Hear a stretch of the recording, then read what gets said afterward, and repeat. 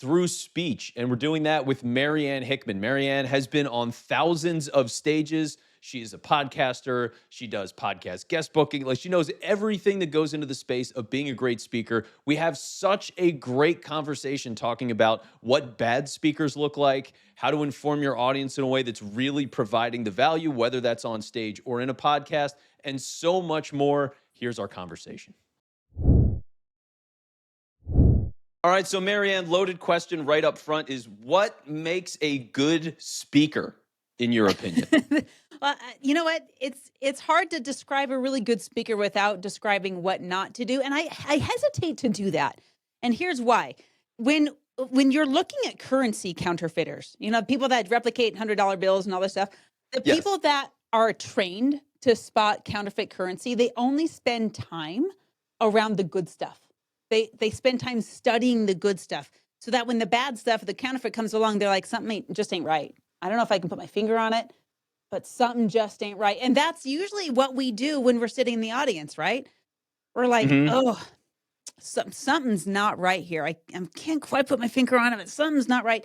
So if you're listening to this, I want you to be very critical of what you're listening to. Be critical of me. Be critical of every podcast you listen to. And I'm going to be an unashamedly spiritual person here and say, pass all your absorption filters through God and check with him and be like, okay, what do you think about this? Because you and I both know, Vince, that there are plenty of people out there that know how to use tools of psychology and turn it and twist it into tools of manipulation. And we're just like, hey, what the heck?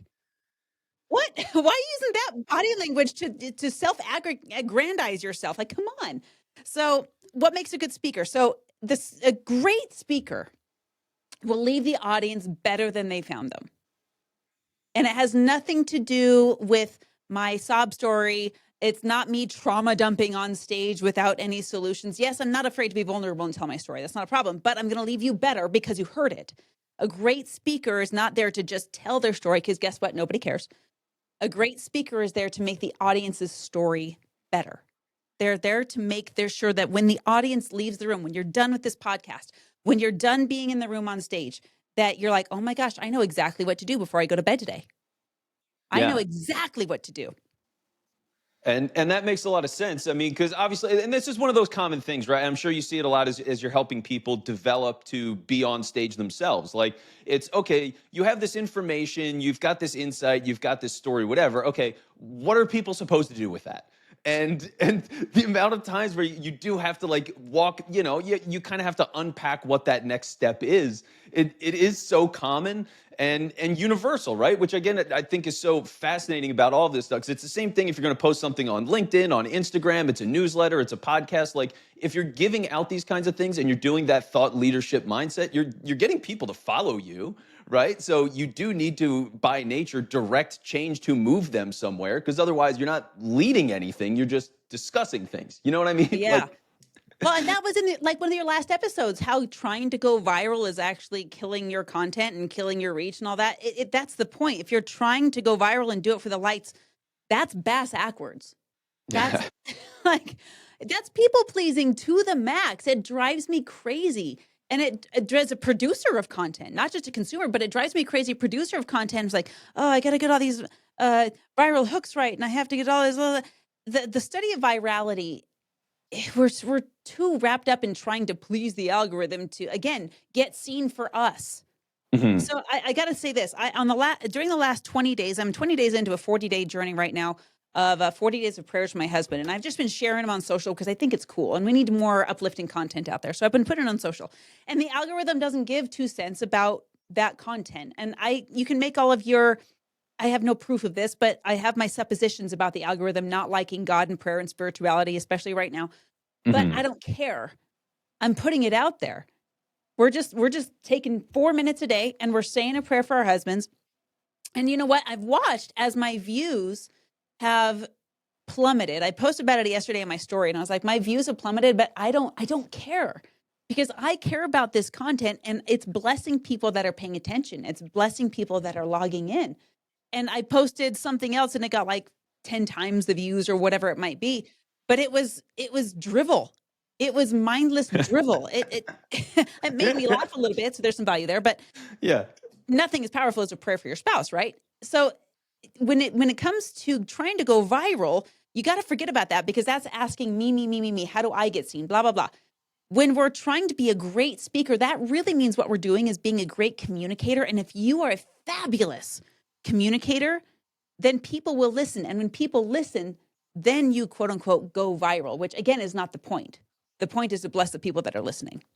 Yeah, and when you think about it in that sense of, okay, well, all the views might drop tremendously because the algorithms aren't going to treat you so kindly, but the way that that personal element that isn't so viral or algorithmically aligned, the way you get those people to be more connected to you and create that alignment, I mean, like, what you can't measure that exactly, but those people that get it and see it are the people, like, they're your diehards. You know what I mean? So it's like, Truly. what is that value? And the algorithm's not built to necessarily track that or care for it as much as they're just trying to get everybody collectively on the whole there as much as possible. So yeah, like that is the game in a sense. And thinking about it from this speaking standpoint too, about like good communication, connecting with people. Because some of the things I'll just give you some insight on like people that I've found as reference points when I've done all this speaking through, I had 10 years in radio before I did all of this, now 5 years in podcasting. Like comedians were huge for me. I watched so much Dude, stand up. Okay, yes. I'm with you. Yes. Yes. Okay. So, out of curiosity, because that lit you up so much, what comedians for you have been like an inspiration for you? Hands down, without a doubt, Robin Williams. Love that. Without a Love doubt. that. I wish I could interview the guy on my Yeah. podcast. And maybe one day I'll do an AI version, be like, okay, guys, this is obviously AI, but let's see what the AI has to say. So the reason I love Robin is not necessarily his stand-up. His stand-up is a little too colorful for my nature, but his movies were exquisite. His movies were they live in the Hall of Fame in all of our minds for anyone that's ever seen a Robin Williams movie. Even my kids who weren't alive when he was alive love the Robin Williams movies. And here's what's so cool about what he did with comedy and communication.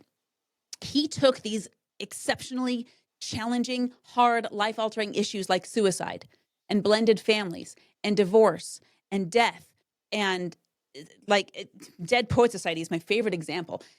His movies have this arc where we get what we expect out of Robin Williams in the beginning. This little bit hidden character, even the genie in the lamp was a little bit hidden character, and then he explodes with his comedy. We fall in love with him, and then we bring that comedy into this life-altering issue.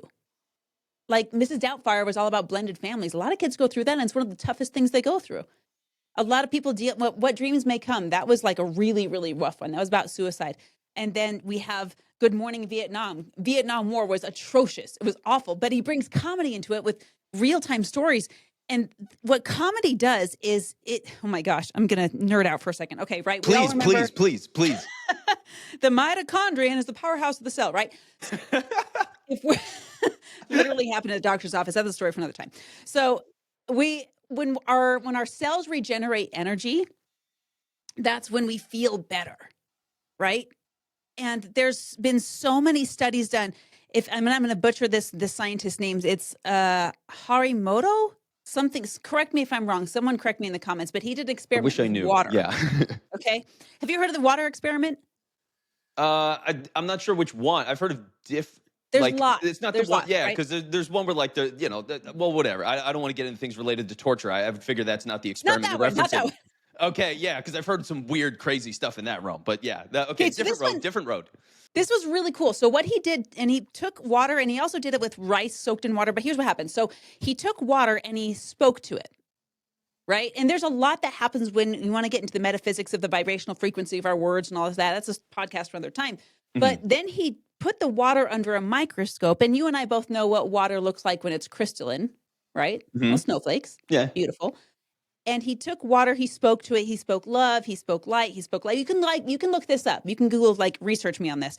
And he took the droplets, and when they were in their crystalline form after having these positive words spoken to them, they were so beautiful.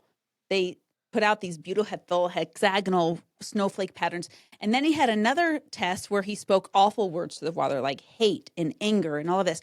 And when he put it under the microscope, it was this hideous bog of eternal stench blob. under the microscope. And when you think about that, you're like, okay, now I understand. We both get this. When we walk into a room and there's been a fight, we don't even have to hear that it happened. We can feel it, Mhm. right? We can Yeah. feel what they say, the vibes now or whatever. That's a real thing. So when you think, now we're going to take this to the next level. Let's shift gears here. So you have to ask yourself, what am I 75% composed of? Water, Water. Yeah. right? I'm 75% water. So if I'm experiencing good vibes, if I'm experiencing positive thoughts, then the water within my body is structured appropriately, structured beautifully, right? I don't feel so crappy. I don't feel so awful. Yesterday, I got to tell you, I was having a few hours of like intense how do I want to put this so I don't like throw myself under the bus too hard but still be accurate. Yes. I was moody yesterday. I was Okay. moody. So I go out to dinner with my husband at date night and I was like, open up some Instagram because I need some laughter and I need to see something funny because I want to feel better. When they say laughter is the best medicine, there's science behind that. Yeah. This is why when I speak on stage, I make an absolute fool of myself to drive the point home because it becomes memorable. And Mr. Rogers knew this. He said, we have more fun and we learn more when we're playing.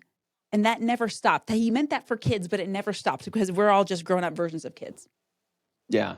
No, 100%. And that is one of those totally true things. I mean, I was looking at this one company just yesterday, I think it was, and they're building these partnerships with like the NBA, and what they're doing is they're teaching kids math by playing basketball with numbers on a board game. And I was like, where was this when I was a kid? Right? You know, like what I would have been a good student, you know? Like I was always I was crushed at school constantly, like teachers calling my parents about like Vince is such a problem and all this stuff. I was just bored. I mean, I Man. just like I got B's because I was like smart enough to get by, but it was just like I don't care. I'm not engaged. This isn't interesting. I'm getting yelled at for reading ahead. Like this is stupid. That's ridiculous. So yeah, it was really frustrating. So I was such a bad student, but then I would learn things like I learned to count because I was playing Super Mario when I was 3 years Mm-hmm. old on the NES that's behind me, and I like learned how to count coins up to 100. You know what I mean? It was like video games taught me a lot. So it's just funny how all that stuff works together and the energy behind it. But going back a little bit too, because when you think about energy and like this thought leadership stuff, I think the personality aspect is so key. And when you mentioned Robin Williams, like big stage presence, big personality, there's all this movement that goes with it. Jim Carrey, another Mm-hmm. great example of that. Like there's so many great ways that you can present yourself, engage people, create a good experience, and make it fun. Like people get so caught up in all of these other elements, and like I think especially on a business side there just tends to be this gravity that weighs people down. But when you take those moments to just slice that open and be like, hey, I'm just going to be a guy, like I'll tell you right now, Marianne, I got a nice shirt on, I did my hair, I'm wearing sweatpants, like it's Friday, Yeah, I'm same. working from home. Yeah, great. Like, who cares? You know what I mean? I'm comfortable. If you're comfortable, like, what does it matter? But those are the kinds of things I've always been willing to like punch myself in that sense, like the self-effacing comedy. But I do it for that larger cause. And at the same time, it's not like I'm bringing myself down. And when I get on stage or I'm doing a podcast, it's like I have this misery behind me that you can feel. That's something's Thank off, you. Oh, right? I noticed that with our good friend Jim Gaffigan at the last show I went to. Now this guy's hilarious, but when I went to the Wet last show, I was like, "Dude, are you okay?" Like the audience stopped laughing a little while ago, and you kept going with these self-deprecating jokes. I'm a little worried about you. Are you all right? Like you can tell there's a difference. Yeah, it matters a lot. And I think that goes to just that natural authenticity factor, right? Like if people are presenting of, oh, I am so happy and smiling and I'm successful and all these great things are happening to me. And then you're listening to them as they're saying it, and you're like, that tone and body language does not match. Like that is that thing that stinks. It's Exactly. it's so fascinating in that way. So I mean, so to keep it going just a little bit from that side of like being on stage then, because I think we've touched on some of the aspects of it, but like generally speaking, outside of leaving them better when they came, what are some of the things that people should be considering when it comes to telling a story, gripping people, giving them information, and let's like narrow it down a little bit. Like obviously that executive thought leader mindset. What are some of those things that people should be thinking about before they try to get on stage? So I'm going to break it down this soft skill. Alex Hormozy does such a good job of telling us the difference between a soft skill and a hard skill. So, for example, he says, "How do I be more charismatic?" Well, that's a soft skill because we can't really measure charisma. But charisma is made up of small little hard skills, like things I can count. How many times do I smile when I walk into a room? I can count that, right? So having the stage presence, I would call that a soft skill that is composed of all of these little hard skills. And these hard skills are things you can start with to reverse engineer and develop this stage charisma. But it's also the indicators of people who have this stage charisma, right? So I'll give you one of them. Slow down. Don't forget the power, not just of the pause, but speak slower. Especially if you're in a room with big speakers and a big microphone, give us a break. As audience members, we take in information very slowly, and we need to be repeated to. You got to slow down and tell us again, and then have us repeat after you, and then tell us again. Yesterday, my daughter she's 10 years old, and I hope she wouldn't be too mortified if I told the story. So, sweetie, I'm sorry if you're mortified, but we're good. It ends well. Yesterday, I was out in the garden. I was picking basil, and my husband comes out, and he's like, "Did someone put something in the oven?" And you see my daughter, and she's 10 years old. She's a sweet little cherub, and I have never heard a curse word come out of her mouth before, but her eyes got wide, and her mouth dropped, and she's like, "Oh, shh." And then she ran inside, and she had started to preheat the oven and then forgot about it. And I had left something in the oven to warm up. So we're on the brink of something in the oven catching fire here. Nothing happened, so everything's good. But as soon as I went inside, she was devastated. She was embarrassed. And I thought, okay, I don't need to emotionally bend her over a barrel and discipline her. She's already doing that to herself. But let's get the muscle memory for what to do when you want to do something. She said, poor kid just wanted to make muffins, right? So I said, let's get the muscle memory. When you want to make muffins, what do? You open the oven, you check. If it's empty, then you close it and you can preheat it. And we recycled that 10 times. So now when she's ready to make muffins, she can confidently go into the kitchen without the emotional hangover, am I going to burn the house down? Same thing when you're speaking. I want you to go through the motions of speaking slower. That's one of the hard skills. Go through the motions of speaking slower. Ask for a repetition. I grew up in a household full of pilots. We repeat stuff back to each other all the time, all the time. So slowing down. Another great one is, I call it avoiding the T-Rex arms. So most speakers, especially you know what I'm talking about, right? Right when I say it. Exactly what you're talking about. Yep. Right when I say it. A lot of speakers think that there's like ropes tied to their upper arms and they have to keep these things right next to their chest. And it is a hallmark of someone who is nervous. It's, if you study the Paul Ekman Group body language, you're going to learn that when we keep our body language close to our chest, we are protecting our vitals. We're protecting our heart, we're protecting our lungs, and we're protecting our guts. And when we do that, it's because we feel threatened.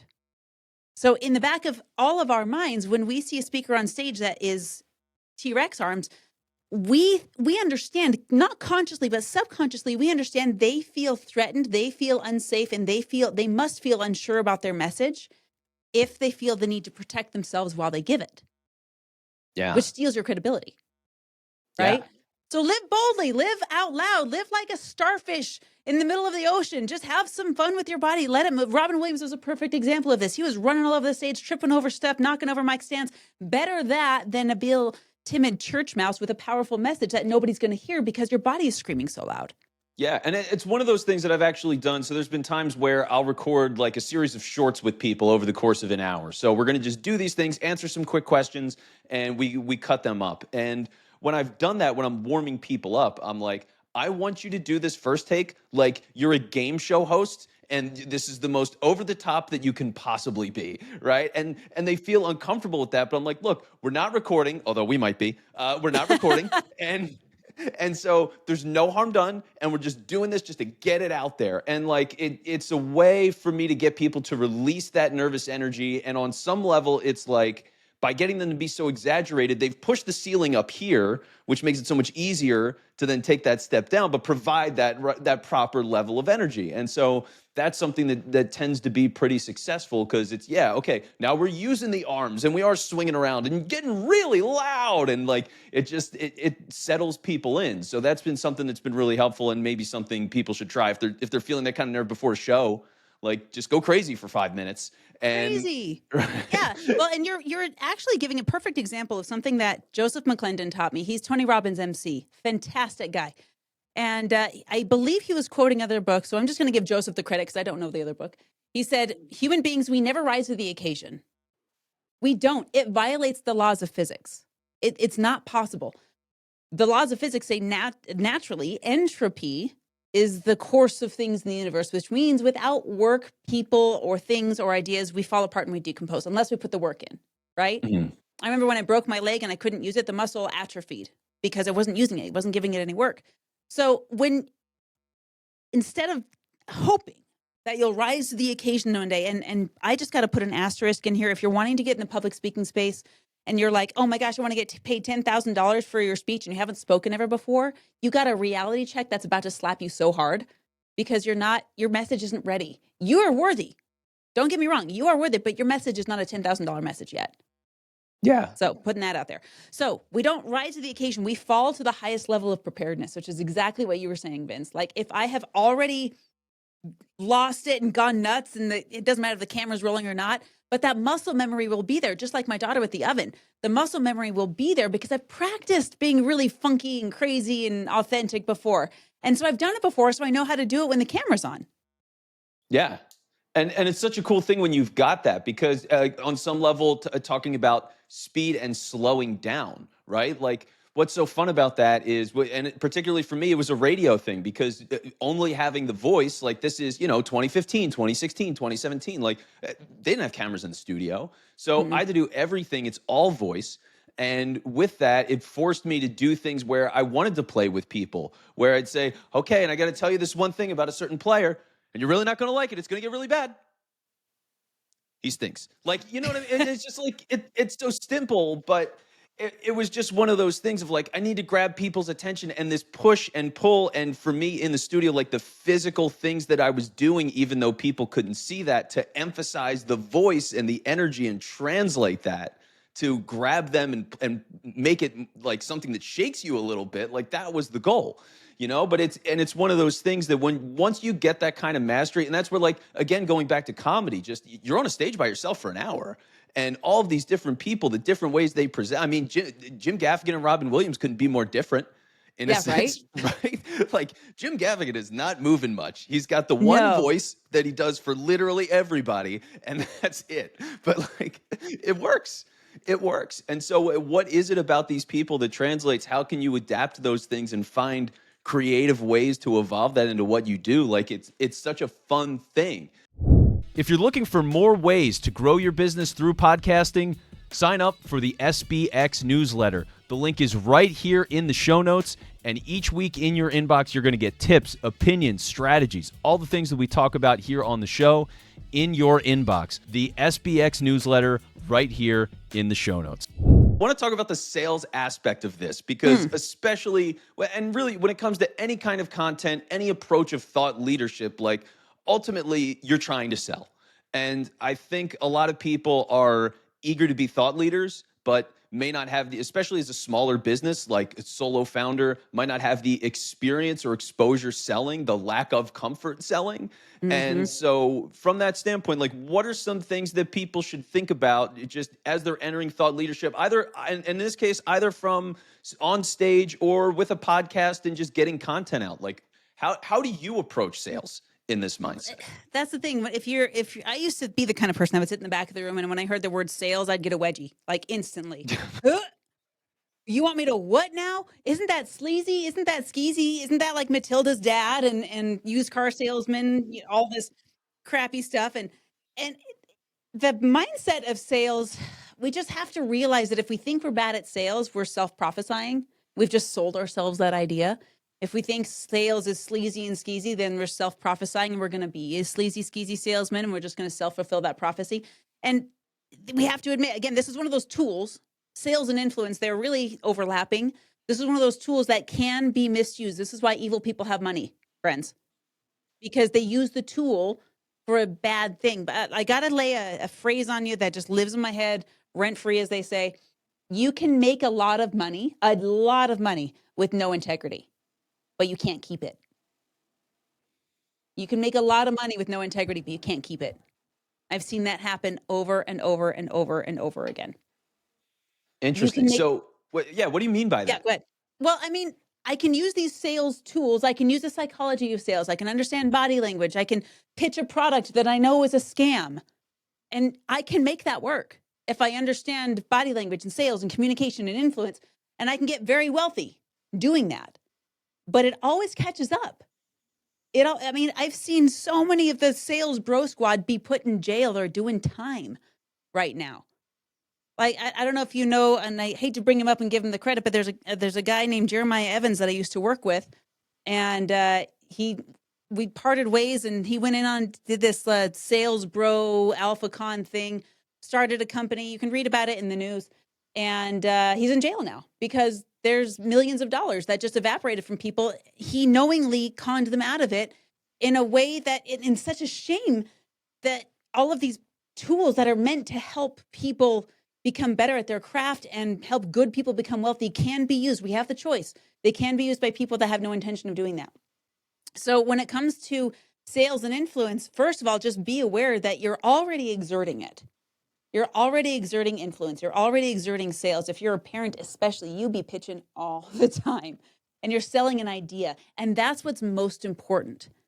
Is you're never selling a product. I don't care if you work for doTERRA. I don't care if you work for Melaleuca. I don't care what potions or lotions that you're selling. You're never selling a product. We are always selling a feeling. And one of the most affluent companies knows this. There's a commercial that I always showed to my sales floor. And it was a commercial with, you remember Inception? The lady who Love played Inception. Maul in Inception. She's in this commercial, right? So just so you can picture who I'm talking about. So the commercial opens, and we're on the streets of Paris on a bridge overlooking the Seine River. The beautiful lanterns are lit up. This beautiful lady, I can't remember her name, but it's the Maul from Inception. She's got this beautiful white handkerchief, scarf, ascot thing, and she's looking up at the moon, and this smile brightens her face as she stares up at the moon. And then this music starts to play, and suddenly she's transformed into this moon experience. Except the moon is made out of gold dust. And she's dancing in this beautiful dress, and there's a very handsome, suave, debonair man doing this interpretive dance with her, and there's this tension of the push and the pull of the dance, and then at the end, they start floating off the moon's surface. And guys, this commercial, I looked it up, it was like $3 million to make this thing.